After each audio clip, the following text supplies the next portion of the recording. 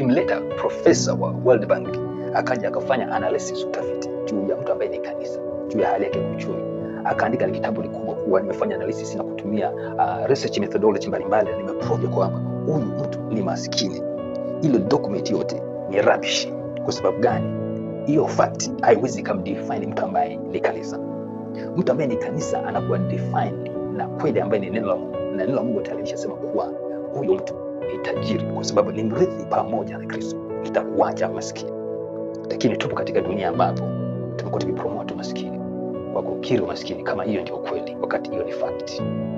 Kwa hiyo kama wewe umeokoka, usikubali kuwa define kwa kategoria ya umaskini. Wewe haupo kabisa kwenye watu maskini.